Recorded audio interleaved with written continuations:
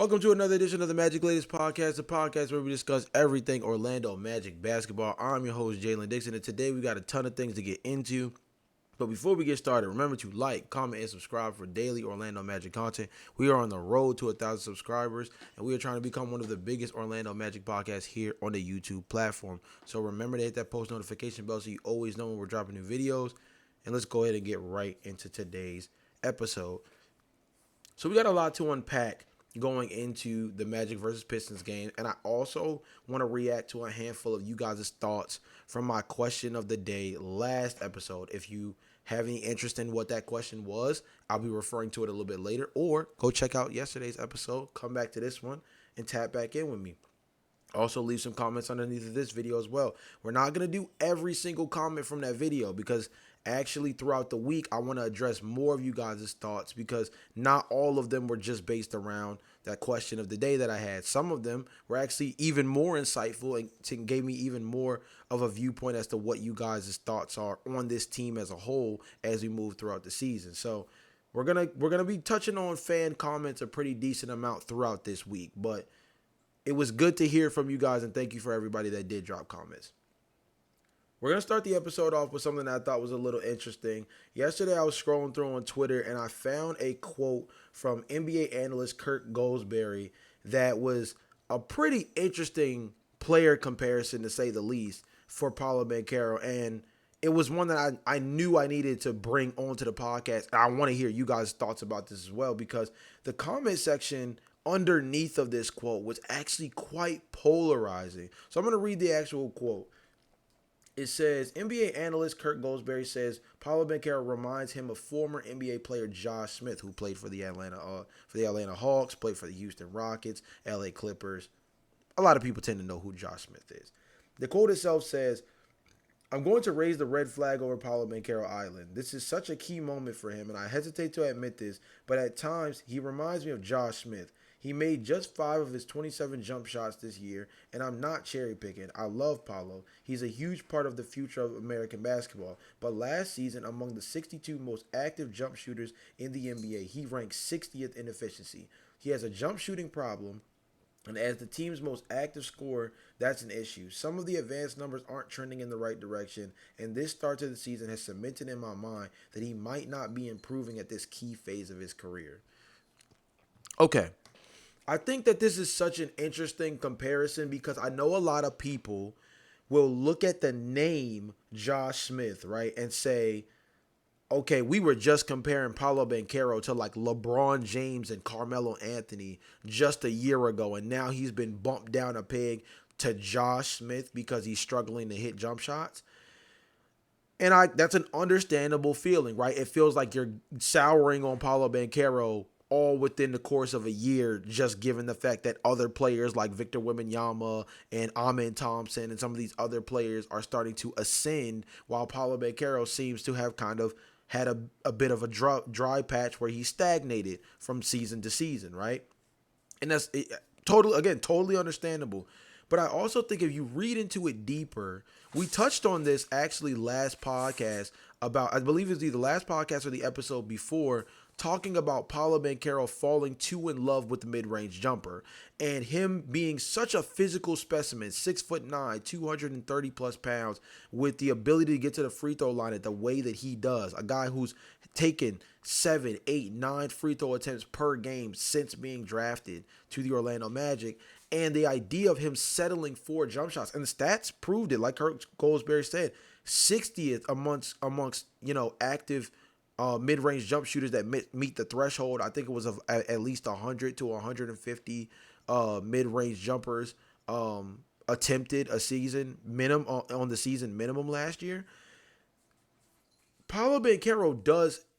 Paolo Banchero's biggest question marks have been around his efficiency issues, and if his efficiency issues tend directly to his tendency to fall in love with the jumper, or to, I think personally, to settle for mid-range jump shots.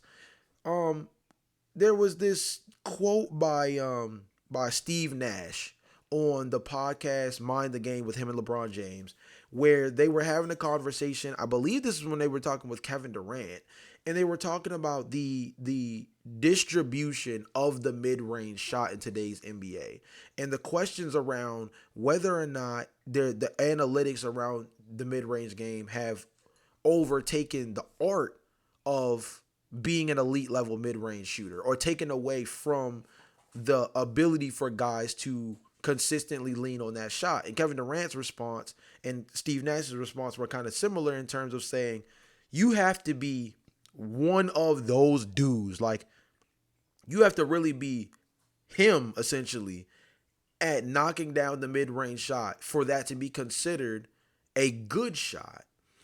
Paulo Banchero is not a great mid-range shooter. I wouldn't even say he's an above average mid-range shooter given the statistics. You're not talking about a DeMar DeRozan. You're not talking about a Shai Gilgeous-Alexander, a Kevin Durant, to a lesser degree, Chris Paul, right? In his earlier age, even dating back to like the LA Clippers and stuff like that, right? Like, we're not talking about an elite level mid-range shooter. We're talking about somebody who may be above average at best, and the statistics actually don't even read for that. So to be so dependent or to settle so much for the mid-range jumper, I think is actually more of a detriment to Paulo than it is a net benefit. Yes, he's expanding his game by allowing himself to be someone who can operate further away from the basket. Yes, that in a sense provides floor spacing, although it's not knockdown three-point shooting. It still provides floor spacing for guys like Franz Wagner to drive, for Jalen Suggs and Desmond Bane to drive to the basket, for Wendell Carter to have space around the rim for rim running purposes or as a play finisher. But if you're not efficient at that mid-range area, not only are you not respected from that area, and it makes it easier to guard you respectfully because you don't have to be as physical of a contest on him knowing that he's not hitting it at a high clip, but also Paulo stagnates the offense by essentially coming down the court and settling for a low percentage shot. So although the Josh Smith comparison may feel like a significant slight, and it is, I would also say it is a testament to a bigger issue, which is that the Orlando Magic, in order to truly play through Paulo Banchero, he needs to lean into the thing that he does the best, which is getting to the basket. That stuff is contagious. The ability to get to the basket, the ability to finish at the rim, playing through contact, playing with physicality, these are all things that require heart more than anything. Very similar to the defensive end for an Orlando Magic team that is very young, right? Youth, when it comes to today's day in basketball, it's all about the aesthetic, right? The knockdown three celebration, the finish in the paint, flex when you get the and one, right? These type of gimme plays are infectious, and I think the knockdown three to the dome if you're Carmelo Anthony, right? That kind of signature play for Paulo Banchero is finishing through contact, strong flex, get to the line, knock down the free throw, and let's keep it going. Not only does it slow the game down a little bit, which I know this team is trying to play with a higher pace, but they do need to slow down. We've been saying that a lot the last couple of podcasts, and you guys were saying it in the comment section a lot as well. They do need to slow this game down a little bit while they try to integrate these new guys in, mainly Desmond Bane. And I think one way to really help do that is to put pressure on the rim, slow the game down, get to the free throw line consistently, knock down a couple of easy baskets, and help this offense just get a rhythm of knocking down shots. This team is in the bottom 10 in points per game. This team is taking the least amount of threes, knocking down the least amount of threes per game of anybody in the NBA. They're hitting 8 threes a game, which is dead last by a decent margin, or not by a decent margin, but it's dead last. And I think they're one of only 2 or 3 teams that's in single digits in terms of three-pointers made per game. This team needs a spark, and it starts with their leader. And I think the way that he can provide that is by playing the game that best suits his skill set. Can he be a knockdown mid-range shooter at some point? I think he can be. One perfect example of a player that I think Paulo Banchero can model his game after right now is the New York Knicks version of Julius Randle. This is a guy who kind of combined the New York Knicks / New Orleans Pelicans version of Julius Randle, I think, actually, because I think the New Orleans Pelicans version is even better representation. In New Orleans mainly, and he translated this over to the early years with New York, Julius Randle was a guy who kind of, I think, finally learned how to take that blend of power and pair it with finesse. See, when he was a Laker, he was just a bruiser. Coming out of Kentucky as a Laker, he was a bruiser. He was an underneath the basket play finisher, second rebound, put the ball up. He was a guy who just was kind of a dirty work power forward around the basket. You're like Ed Davis type, right? Like this guy who just is a big time rebounder and could Derek Favors, another guy, like guys like that. Then he gets to New Orleans. He pairs that with this inside out game that he has where he has a little bit more of a tighter handle, able to put the ball on the floor, running a lot more in transition, still playing mainly strong around the basket, but incorporates this ability to now shot create on the perimeter a little bit. And I think Julius Randle, if you see him from the Lakers to New Orleans to New York to now with Minnesota, he slowly but surely incorporated more on-ball ability on the perimeter as a shooter every single season. But he's never, but it took refining and really building up a strength as a close to the basket finisher over time first before starting to step further and further away from the basket. I think that Paolo Banchero needs to truly define and refine a post-work game. I think you can use Victor Wembanyama. What he's doing right now is a great representation with what he was able to do this summer with Kevin Garnett and Hakeem Olajuwon, like learning how to operate as a low post player. It does so much for your game as a big who needs to learn what being efficient is. I think that's the thing. Here's one. This is not rocket science. One easy way to learn how to be a more efficient player in the basketball and in basketball is to learn how to score closer to the basket. Why, you say? Because it's easier to put the ball in the basket the closer you are to it, right? So learning how to consistently finish around the rim at a high level, it actually is just as impressive of a skill as knowing how to knock down the mid-range shot. Just as impressive of a skill as being a three-point shooter. Paolo Banchero has the chance to really build on being this elite level paint finisher that he's been since being drafted by really leaning into it. Again, I think the Victor Wembanyama thing is such a great representation of it. Victor was taking nearly 9 3-point attempts per game last year. Now he's only taken like 3. He's only taken like 2 or 3 attempts per game. And it's skyrocketed his efficiency where he has like a 70% true shooting. He's absolutely hyper efficient from all 3 levels, both around the paint, in the mid-range area.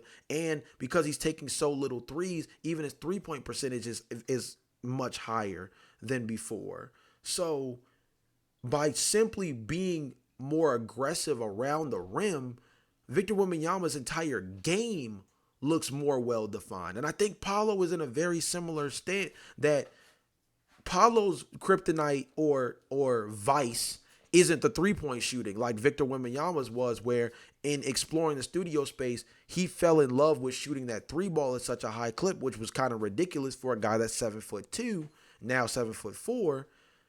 That was Vic's vice, and once he got through that vice, he's come through in these first 4 games. He's been absolutely dominant. Paolo's vice is that mid-range shot, and I think as he deals with that, it will help him moving forward, and I think it will also reflect in the team's success, exactly like Victor Wembanyama's. Victor Wembanyama's ascension right now, I think, is a good what's the word I want to use? Let's say representation of the keep it simple stupid method. When you need to simplify the game, when you need to kind of just get yourself back on the right track, which is essentially what Victor Wembanyama is trying to do, right? He missed over half of the season last year due to that blood clot situation.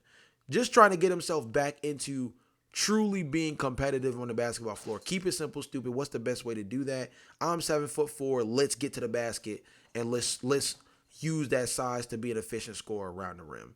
Paolo Banchero, keep it simple, stupid.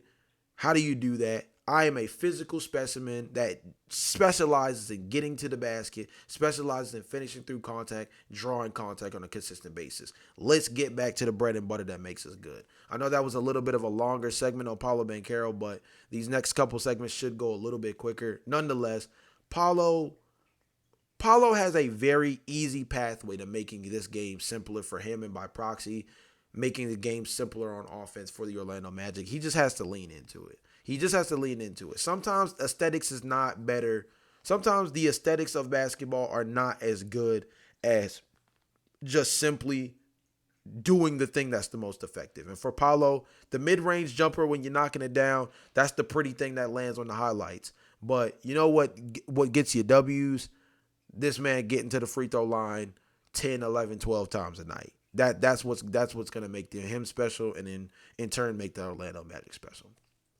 Let's talk about Tristan da Silva. He's been a bright spot for this team so far in the early going. And shout out to the guys over at Sports Illustrated who wrote up this article about Tristan da Silva. And they shared a stat that I thought was really important.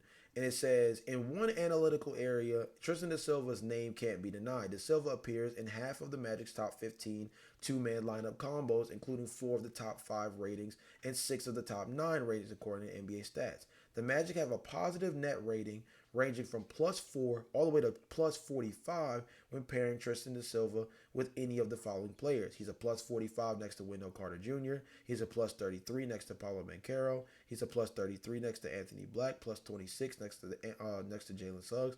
+12 next to Tyus Jones. +7 next to Franz Wagner. +6 next to Goga Bitadze. And +4 next to Desmond Bane. That's right. Throw da Silva on the court next to any Magic player in the top 9 rotation, and Orlando has posted a positive, if not fantastic, net rating while they are out there. This is huge.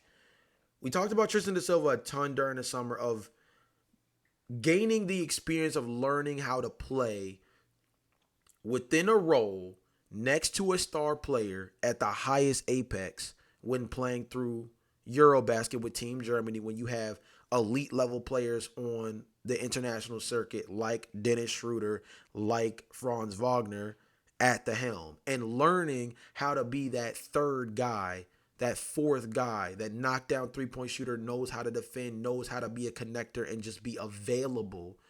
And then on the defensive end, be a plus level defender that knows how to guard in space and can operate in a phone booth 101 on defense, right? Tristan da Silva deserves his flowers so much because he's somebody that the stats are not going to jump out and make you think like, oh, he's going to have a breakout kind of year. No, there's a handful of different guys across the league that are having themselves one hell of a start to the year, but not too many of them are doing it the way Tristan da Silva is doing it. They're doing it with the counting stats. They're doing it by being a lead ball initiator, right? Tristan da Silva is doing it by simply being a star in his role as somebody that you can put on the floor as a connector next to any of these combinations. And he's someone that can be an available three-point shooter. He can guard on the wing.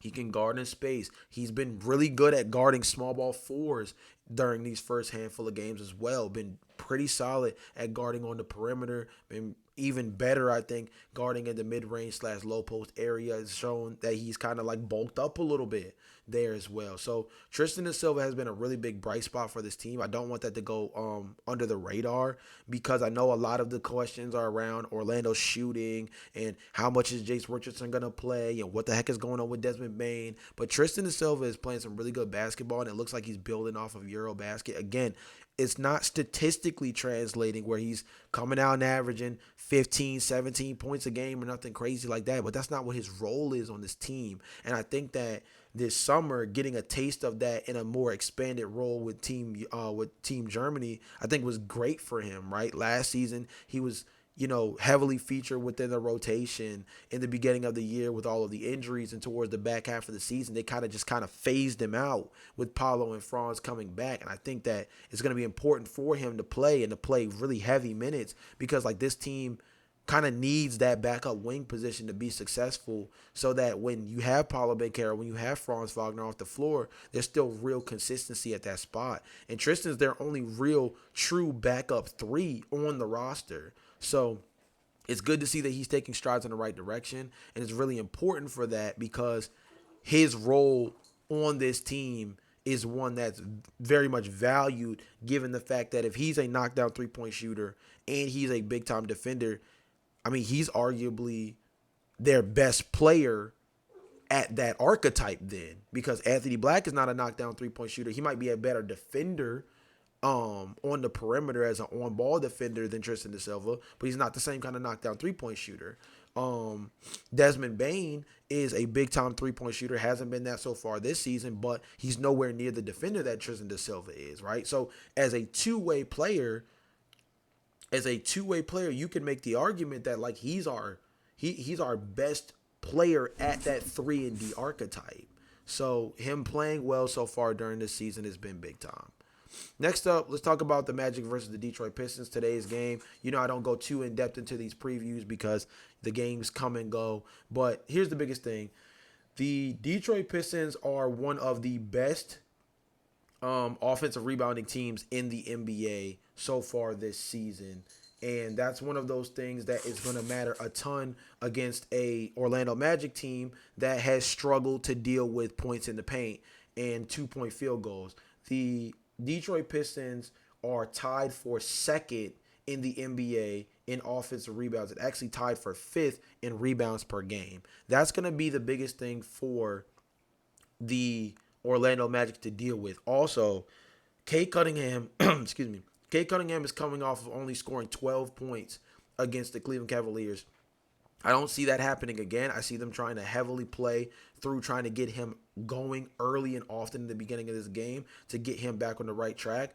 Also, the sports books are saying that Jalen Duren is favored to score over 12.5 points. I think that's something where Wendell Carter Jr. needs to take that matchup personally. I think that if Jalen Duren is having a 15, 18-point night, that's going to have a lot to do with Wendell Carter Jr.'s activity on the defensive glass, because I think that a lot of those points for Jalen Duren are going to come off of second chance points.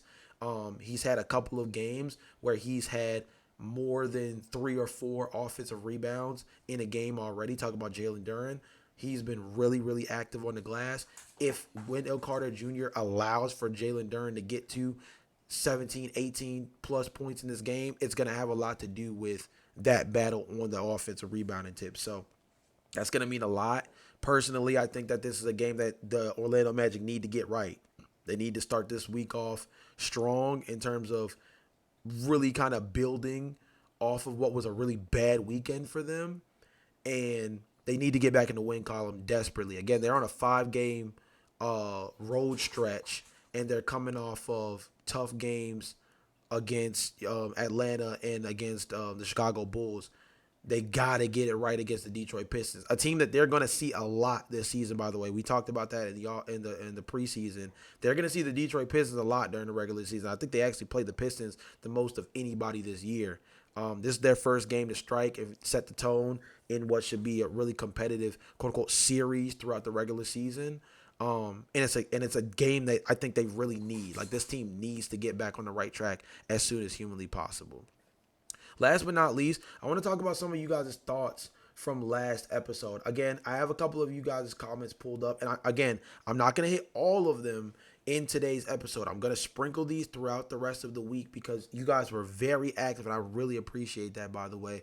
You guys gave a lot of really good insight, and I think it's important to gauge this fan base on a regular basis, because it can be so easy to kind of just throw your hands up and say, we're supposed to be a top 3 seed in the Eastern Conference, and Desmond Bane is supposed to be this, and Franz Wagner is that, and Paulo is that. It's easy to kind of take a look at all those things on a surface level, but really getting the viewpoint of where you guys and everybody as fans sees this team on a night-to-night, week-to-week basis, I think is really important in terms of setting realistic expectations this year for this team. So I want to start off with a comment from a new subscriber, Brandon G407. Shout out to you, boss. Says, new subber, my new go-to for Magic Pod. Keep up the good work, brother. By the way, I think something bigger is wrong with this team. Can't have mostly the same team and make excuses about early season struggles. When do Magic fans get something to be proud of and a team that plays to expectations or overachieves rather than underachieves? Talking about Jamal Mosley, was a good hire to start a rebuild, but it might be a normal thing to then have to go get a proven experienced coach. The players might need a new voice instead of the same clapping when the team has careless turnovers, missed free throws, poor offensive schemes, terrible shooting, etc. My panic meter is at a 6 out of 10. Shout out to you for that comment. First of all, thank you for subscribing. Second off, thank you for being locked in over here in terms of this being your new, favorite podcast in terms of hearing about the Orlando Magic every single day, 5 days a week. But let's build off of what you actually said, right? I think it's very important to talk about Jamal Mosley as a coach. You're exactly right in terms of saying that, yeah, this team has not made too many adjustments over the offseason for it to necessarily need to work out the kinks, right? The main phrase I think I've said a lot in terms of addressing the Orlando Magic offseason was making moves around the edges, right? Granted, the Desmond Bane trade for the assets that were given up feels like a lot bigger of a move than it actually was, but in reality, it still was moving off of a handful of rotational guards for somebody who should be your third best player on a night-to-night basis. Pair that with getting Tyus Jones, who should be an easy integral piece because of the fact that all he is in a vacuum is a backup point guard that is a basically the don't mess it up guy coming off the bench, the get everybody set, keep the game within reach, help keep the offense afloat, and a dude who can be a nice connector in units where he is the fill-in point guard instead of Jalen Suggs next to guys like Paulo Beccaro and Franz Wagner. So you make a really strong point in terms of where Jamal Mosley falls in all of that of, okay, how much is it going to take for things to get on the right track when really there's only one guy you're trying to assimilate into this team? So that has a lot more to do with coaching philosophy, which, of course, they made some coaching hires over the summer, including bringing in essentially an offensive coordinator. I think that has a lot to do with them trying to play more high up tempo, bringing in Sham God to be a player development coach, which I think, player development, part of that is learning your personnel. That takes time. Part of that is also the development part, right? Obviously, and it's only been a couple of games through the regular season. So that's going to take time to kind of really integrate some of the learning processes from Sham God with some of these other guards. Again, and he has a really big background of working with guys like Luka Doncic, Kyrie Irving. So there's an upside there. Granted, these are guys that are elite level to begin with. So you could ask yourself, how much development has he necessarily brought to the table? I still think a pretty decent amount. But nonetheless, I think you make a really good point here. 6 out of 10, I think, is actually, for what your comment says, is actually pretty tame, right? I would say when you start talking about potentially needing that bridge, to get past that bridge coach, you're talking about making that transition from someone like Mark Jackson to Steve Kerr, right? You're talking about making that jump from I forget who the original coach was for the Toronto Raptors, but making that jump from him to Nick Nurse, right? You're talking about that kind of adjustment, and that's a little bit more aggressive than a 6 out of 10, in my personal opinion, in terms of thinking that he might be somebody that the Orlando Magic need to really have, on the hot seat. Thank you for your comment, and we're going to get into hot seat conversations with Jamal Mosley, I think, more and more as we get throughout the year. But I think that's a great point on your end to say that this team is not different enough for growing pains to be this, beacon of hope that gives them the excuse of saying, things are going to right the ship. This team is not different enough for the growing pains to last long enough, or for the growing pains to last so long that we're questioning whether or not this team had more of a shakeup than they actually did. So great point by you. Another comment from Gabriel Kieles 5774. Shout out to you, boss. Says my panic is at a 5, but if we perform like again in the next game, it's gonna be a level of 10. So he's talking about this Detroit Pistons game. I mentioned it in the segment right before. We play the Detroit Pistons a lot this season. We play them a lot. Also, dropping to 1-4 is not great. Not great by any means. Especially because, again, this is a 5-game road stint.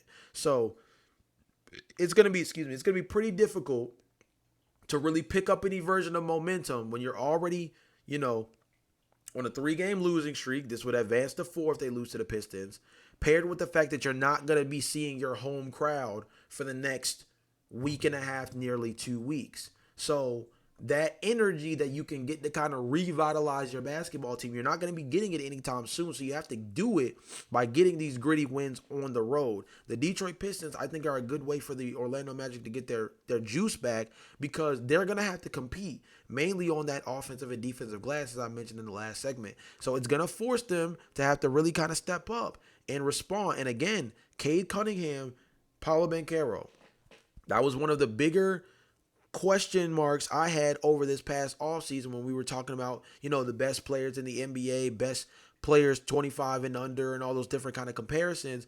There was this weird gap that all these mainstream media platforms were putting between Paolo and then between Paolo and Cade Cunningham. This is a really good opportunity for this team to strike first, with Paolo kind of setting the record straight. They're like, no, don't sleep. I am one of them ones. So I totally understand that. 10 is a little aggressive. Understandable, though, that 1-4 would definitely be a really, really bad start for an Orlando Magic team that, like I said, before the season started, I believe that they had the kind of schedule that would put them at somewhere between 15-5 and 16-4. So to already have 4 losses through 5 games, it ain't looking too good on the over for that one. Another comment that I want to read is from Sharp T9E, and he actually did 2 comments back to back. This is gonna be my second to last comment that I read, and then again we're gonna pick this up in the next episode as well, because again you guys had a lot of really good comments, so I want to kind of build on this. So thank you again so much.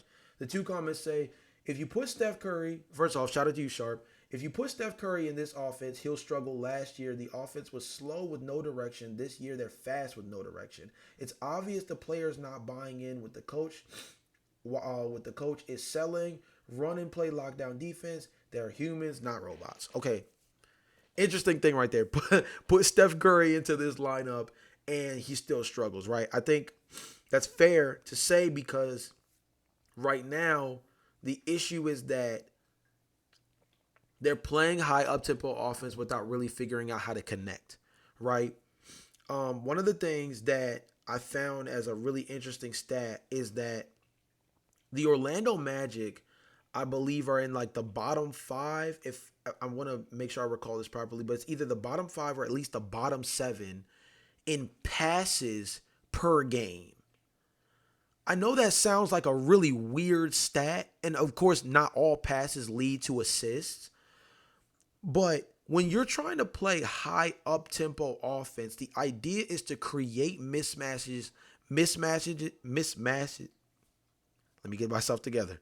The idea in a high-tempo offense is to create mismatches as quickly as humanly possible. And in order to do that, you have to create advantages by getting the defense to have to continuously slide, make adjustments, switch, fight under screens, so on and so on. And simply activating a 2-man pick and roll is not enough to create offense where there's actual movement by the defense. See, in a league nowadays where there's so much reliance on zone defense across the league, if the ball is not moving at a high rate, especially in an offense where they're trying to play high up tempo, guys can just sit in a spot and play passing lanes. And I think that has a lot to do why the Orlando Magic's turnover numbers are so high, is because of the fact that guys are able to just kind of sit in this 2-3 or in this 1-3-1 and allow themselves to simply play passing lanes where they don't necessarily have to respect Orlando on the perimeter in terms of moving the ball around, because they're not really moving the ball around. It's a lot of Desmond Bane off the top of the key, pick and roll action with Paolo Banchero, try to create space, if not reset, try to reestablish positional play, and then either roll to the basket or drive to the basket. It's not a lot of movement. It's a lot of ISO ball in a sense. And ISO ball paired with trying to play faster don't mix. You're playing a slowed down half court offense while trying to play erratically out of pocket in the transition. And there needs to be a mesh of the two. If you look at a team like the Indiana Pacers, right, who have been successful at this better than anybody over the last 2 to 3 years, when they are trying to play faster, it's not just simply them being super effective in transition where you grab the ball off the rebound and the first thing you're thinking is to throw the ball up court. Yes, that's a contributor to playing more up-tempo basketball, but another way of doing this, and Rick Carlisle has helped instill this even without Tyrese Halliburton, is when you get the ball off the inbound, the goal is to get the ball up the court as fast as humanly possible and get the offense in motion as early into the shot clock as humanly possible. The Orlando Magic are trying to do that without moving the ball enough to create an actual advantage in the action of starting the offense earlier on. So this team needs to be able to move the ball more effectively. Let's use your Steph Curry example. One of the things that's made the Golden State Warriors so potent for years is his activity off the ball and the ability to get the ball to him. He moved the ball off, re-screen, move off back action, come off, get the ball again, reset, isolation, off the key, get the ball back, move again. So on and so forth, that creates all of these moving elements on the defense where not only do you have to respect him as a movement shooter and as a guy who can be very dangerous off the catch as a floater finisher, but now because of all his activity and the ball movement, it creates these constant advantages on offense for the Golden State Warriors for guys like Klay Thompson of the past, Kevin Durant when he was with them, Andre Iguodala, Harris, even dating back to when Harrison Barnes was on the team, to creating these offensive advantages on a possession-to-possession basis. So I get what you're saying with Steph Curry, because although he's an elite level player, the fit still comes to the idea of you can't fast or slow offense. You can't be efficient if it's clunky. You can't have an efficient offense if it's clunky. And that's where the Orlando Magic are right now. They are a team that is not thriving in playing slow in the half court and not thriving in playing up tempo. Because at the end of the day, they're not moving the ball enough to make anything actually happen. And so that's hurting them. In terms of saying, run and play lockdown defense, I'll give you a perfect example of a team that's doing that right now. The Toronto Raptors.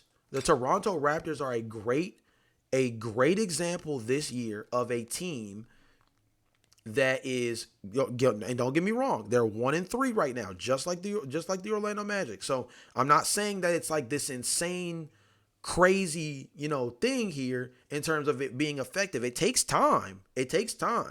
But this, you have to also think, the Toronto Raptors have played the Hawks, who Orlando recently lost to, the Bucks, who have Giannis, the Mavericks, who they lost by 10, but the Mavericks were trying to get right after losing 2 in a row, and then the San Antonio Spurs with Victor Wembanyama. So they've had a pretty tough stretch, and they play the Houston Rockets up next. So they've got a tough stint in front of them dang selves.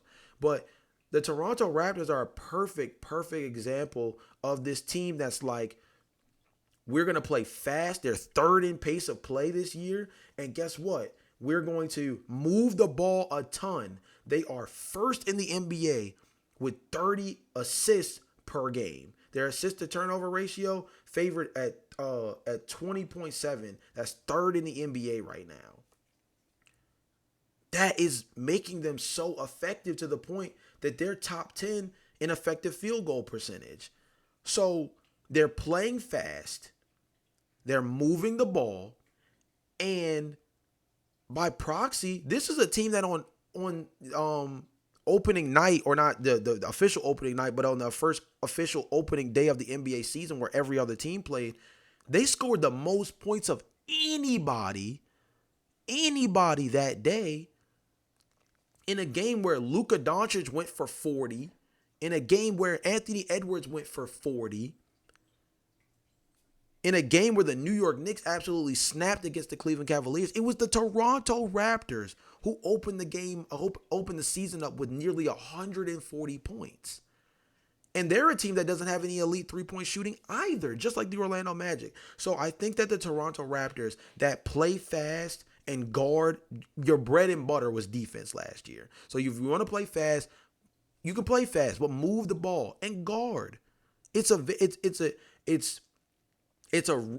easy, or not necessarily easy, but it's a translatable skill that gets wins. They say in this league that the easiest way to getting minutes on the floor as a rookie is one of two things: your ability to hit shots at a high level, or your ability to guard on the perimeter, or your ability to guard in general on defense at a high level. That's going to earn you minutes. The Orlando Magic need to get back to the bread and butter of defending at a high level. And if they want to incorporate high up-tempo offense, they're going to have to learn how to share the basketball. Yes, you have three really talented guys who can all average 20-plus points per game. That doesn't mean that the ball needs to stick.